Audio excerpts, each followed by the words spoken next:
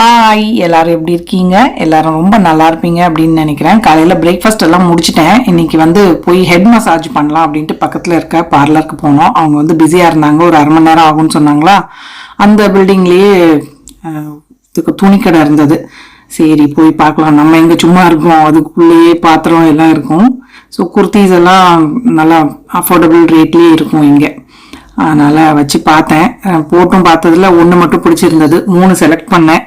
சரின்னு அந்த ஒன்றை மட்டும் எடுத்துட்டு அப்படியே பாத்திரம் பண்டம் கண்ணாடி ஐட்டம்ஸ் எல்லாம் வச்சுருப்பாங்க எப்பயும் போல். அதெல்லாம் போய் ஒரு ரவுண்டு பார்த்துட்டு வந்துடலாம் அப்படின்ட்டு சுற்றிட்டு இருக்கேன்.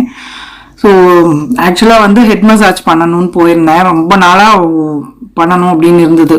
ட்ரையாக இருந்ததா முடி. அவங்க சொன்னாங்க ஹெட் மசாஜ்க்கு பதில் ஹேர் ஸ்பா பண்ணிக்கோங்க அப்படின்னாங்க அங்கே இருந்த பொண்ணு. சரின்னு நல்லா ஹேர் ஸ்பா பண்ணிட்டு ரிலாக்ஸ்டாக இருந்தது. நல்லா ஹெட் மசாஜ் எல்லாம் பண்ணி ஸ்பா பண்ணுறப்போ கை முதுகு எல்லாமே நல்லா மசாஜ் பண்ணி விட்டாங்க. ரொம்ப வருஷத்துக்கு அப்புறம் பண்ணுறேன் நான். ஸோ அதெல்லாம் முடிச்சுட்டு வந்ததான் இன்னைக்கு லஞ்ச் ப்ரிப்பேர் பண்ணணும். இப்போ பார்த்தீங்கன்னா நானும் ஹஸ்பண்டும் 2 வேளை தான் சாப்பிட்றோம். காலையில் பிரேக்ஃபாஸ்ட்டு, அப்புறம் 5-6 மணிக்குள்ளே டின்னராகவே செஞ்சிடுறது. லஞ்ச் ஸ்கிப் பண்ணிடுறது. ஸோ நல்லா சூப்பராக ஹேர் ஸ்பா முடிஞ்சிட்டு அங்கேயே சூப்பர் மார்க்கெட்டும் வந்தது. 1-2 ஐட்டம் வாங்க வேண்டியிருந்தது. வாங்கிட்டு வீட்டுக்கு வந்தாச்சு. சிட்டு டெட்டும் பாருங்க, டெட்டு நல்லா தூங்கிட்டு இருந்தான். சிட்டு அங்கேயே அந்த கதவுக்கிட்டே உட்காந்து வெயிட் பண்ணிட்டு இருந்தான். ஸோ மணி 3 மணி ஆகுது. 5 மணிக்கு சாப்பிட்றதுக்கு ரெடி பண்ணணும்.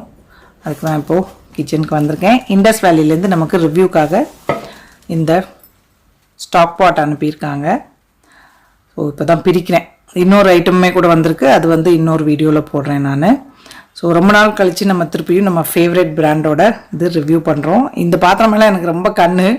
ஸோ கடைசியாக நம்ம வந்துருச்சு பார்த்தீங்களா. இதோட மூடி பாருங்கள், நல்லா கிளாஸ் மூடி. ஸ்டீம் போகிறதுக்கு வெண்டெல்லாம் கொடுத்துருக்காங்க.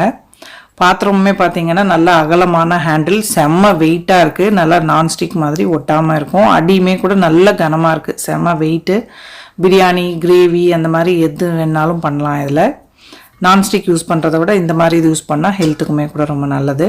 ஸோ இது ஸ்டிக்கர் எடுக்கணும். அதுக்கு லைட்டாக பேனை சூடு பண்ணிட்டோம் அப்படின்னா ஈஸியாக வந்துடும் பாருங்கள். நம்ம இல்லைன்னா கத்தி போட்டு சுடணும் அப்படின்னா ஸ்க்ராட்ச் எல்லாம் விழுந்துடும். ஸோ இதை எடுத்துகிட்டு நல்லா அலசி எடுத்துக்கலாம்.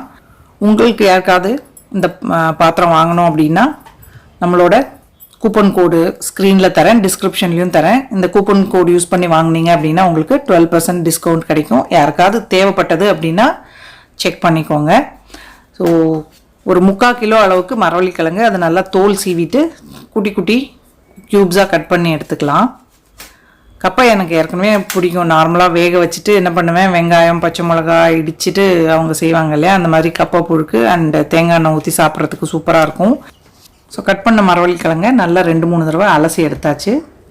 மரவள்ளிக்கிழங்கு மூழ்கிற அளவுக்கு தண்ணி சேர்த்துட்டு 2 டீஸ்பூன் அளவுக்கு உப்பு சேர்த்துக்கிறேன். இப்போ இதை மூடி போட்டு விட்டுடலாம். இந்த கிழங்கு நல்லா வேகணும். கொஞ்சம் சிம்மில் வச்சு விட்டுருக்கேன், அது பாட்டு வேகட்டும். அந்த டைமில் ஏற்கனவே சின்ன வெங்காயம், வெள்ளைப்பூடெல்லாம் உரித்து வச்சுருந்தேன். இப்போ ஒரு இடிக்கிற கல்லில் 3 பல் வெள்ளைப்பூடு, 5-6 சின்ன வெங்காயம் அதையும் கட் பண்ணி சேர்த்துக்கிறேன். இது கூடவே காரத்துக்கு தேவையான பச்சை மிளகா நான் ஒரு 4 பச்சை மிளகா சேர்த்துக்கிறேன். உங்களுக்கு காரம் எந்த அளவுக்கு தேவையோ நீங்கள் அந்த அளவுக்கு சேர்த்துக்கலாம்.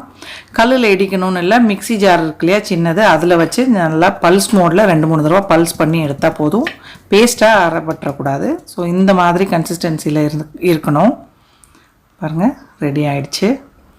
ஸோ கிழங்குமே கூட நமக்கு நல்லா வெந்துட்டுருக்கு. திறந்து செக் பண்ணி பார்க்கலாம் வெந்துருச்சா அப்படின்னு. எடுத்துகிட்டு நல்லா கத்தியோ இல்லை ஃபோர்க்கோ வச்சு குத்தி பார்த்தா நல்லா சாஃப்டாக இறங்குது. ஸோ நமக்கு கிழங்கு நல்லா வெந்துருச்சு. இப்போ இந்த தண்ணியை நல்லா வடிச்சிட்டு அந்த பாட்டை அலசிட்டு வடித்த கிழங்கு அது கூட சேர்த்துக்கலாம். இது கூடவே நம்ம இடித்து வச்சுருந்தோம் பார்த்திங்களா, அந்த வெங்காயம், பச்சை மிளகா அதெல்லாம் சேர்த்துக்கலாம். சேர்த்துட்டு இப்போது தேவையான அளவுக்கு உப்பு. ஏன்னா தண்ணியெல்லாம் வடிச்சிட்டோம், அதனால் ரொம்ப உப்பு இருக்காது. இப்போ இதை மேஷர் வச்சுட்டு ஒன்றும் பாதியமாக மசிச்சு எடுத்துக்கலாம். ஃபுல் கிழங்கும் மசியணும்னு இல்லை, அங்கங்கே பீஸாக இருந்தால் பரவாயில்ல, ஆனால் ஓரளவுக்கு நல்லா மசிச்சு எடுத்துக்கணும். இப்போ இது கூட 1 கப்பு தேங்காய் பால் சேர்த்துக்கிறேன். நான் கேன் தேங்காய் பால் தான் வாங்குகிறேன். நீங்கள் வீட்டில் எடுக்கிறதா இருந்தால் அந்த மாதிரி கூட ப்ரிப்பேர் பண்ணிக்கலாம்.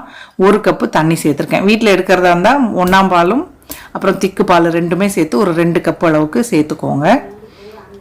ஸோ இதை நல்லா ஒரு தடவை கலந்து கொடுத்துடலாம். நான் நிறைய யூடியூப் வீடியோலாம் பார்த்துட்டு தான் இந்த ரெசிபி பண்ணிகிட்ருக்கேன்.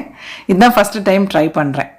ஸோ ஸோ கப்பை சாதாரணமாகவே எனக்கு பிடிக்கும், அதனால் தேங்காய் பால்னால் நானும் டேஸ்ட்டாக தான் இருக்கும், அதனால் செய்யலாம் அப்படின்னு. ஸோ சைடில் இந்த மாதிரி பபுள் வர ஆரம்பிச்சது பார்த்திங்களா, இந்த ஸ்டேஜில் என்ன பண்ணணும், சிம்மில் வச்சுட்டு கொஞ்சம் கைவிடாமல் கிளறிக்கணும். நான் கூட அடி பிடிக்குமோ அப்படின்னு நினச்சேன். பாத்திரம் சூப்பராக இருக்குது, கொஞ்சம் கூட பிடிக்கல. நடுவில் நல்லா கிளறி விட்டு இந்த அளவுக்கு திக்காகணும். அதாவது ஒரு அந்த சைடில் பபுள் வந்ததுக்கப்புறமா ஒரு 5 நிமிஷம் அளவுக்கு நம்ம வச்சு கிண்டிகிட்டே இருந்தோம்னா இந்த மாதிரி கன்சிஸ்டன்சியில் ஆஃப் பண்ணிடலாம். ரொம்ப திக்காக வேண்டாம். இதை ஆறுனதுக்கப்புறம் இன்னும் கொஞ்சம் கட்டிப்பட்டுரும். ஸோ அதை இறக்கி வச்சுட்டு தாளிப்புக்கு ஒரு பேனில் 2 டேபிள் ஸ்பூன் அளவுக்கு தேங்காய் எண்ணெய் சேர்த்துருக்கேன். கட்டாயமாக தேங்காய் எண்ணெய் சேர்த்தே தாளிங்க. கூடவே 1 டீஸ்பூன் கடுகு, 2-3 மிளகாய் வத்தலை இந்த மாதிரி கிள்ளி சேர்த்துருக்கேன். ஒரு 10 போல் சின்ன வெங்காயத்தை நல்லா மெலிசாக ஸ்லைஸ் பண்ணி சேர்த்துருக்கேன். இது வந்து நல்லா கொஞ்சம் கோல்டன் கலர் ஆகிற அளவுக்கு வறுத்துட்டோம் அப்படின்னா நல்லா கேரமலைஸ் ஆகி ஃப்ளேவர் சூப்பராக இருக்கும். கூடவே ஒரு கொத்து கருவேப்பிலை. ஸோ நல்லா கலர் மாறினதுக்கப்புறமா ஆஃப் பண்ணிவிட்டு நம்ம ரெடி பண்ணி வச்சுருந்தோம் இல்லையா பால் கப்பை, அதில் சேர்த்துட்டு மிக்ஸ் பண்ணிவிட்டு சர்வ் பண்ணோம் அப்படின்னா சூப்பராக இருக்கும். இது ஆக்சுவலாக அவங்க வந்து நான்வெஜ் கிரேவி ஏதாவது வச்சு சாப்பிடுவாங்க. நான் வந்து இன்றைக்கி இதை அப்படியே தான் சாப்பிட போகிறேன். மீன் குழம்பு, சிக்கன் குழம்பு, மட்டன், பீஃப் அந்த மாதிரிலாம் வச்சு அவங்க சாப்பிட்றாங்க. ஸோ அப்படியே சாப்பிட்றதுக்கே இது சூப்பராக தான் இருக்கும். ஸோ பவுலில் வந்து இப்போது சர்வ் பண்ணிக்கலாம். நல்லா சுட சுட சாப்பிட்டா சூப்பராக இருக்கும். ஸோ ரொம்ப நல்லா இருந்தது நிஜமாவே. யாரும் இது வரைக்கும் ட்ரை பண்ணல அப்படின்னா ட்ரை பண்ணுங்கள். நான்வெஜ் கிரேவி பிடிக்கும் அப்படின்னா நீங்கள் அது வச்சு கூட ட்ரை பண்ணி பாருங்கள். ஸோ ட்ரை பண்ணிங்க அப்படின்னா எனக்கு ஃபீட்பேக் கொடுங்க. ஸோ பாருங்கள், நல்லா ஊதி ஊதி சாப்பிட்றதுக்கு ஒரு ஆனந்தம் தான். ரொம்ப சூப்பராக வந்திருந்தது. கட்டாயமாக ட்ரை பண்ணி பாருங்கள். ஸோ இந்த வீடியோ பிடிச்சிருந்ததுன்னா லைக் பண்ணுங்கள், ஷேர் பண்ணுங்கள். மறக்காமல் நம்ம சேனலுக்கு சப்ஸ்கிரைப் பண்ணிக்கோங்க. இவ்வளோ நேரம் இந்த வீடியோ பார்த்தவங்க எல்லாருக்கும் என்னுடைய நன்றி, வணக்கம். Love you all.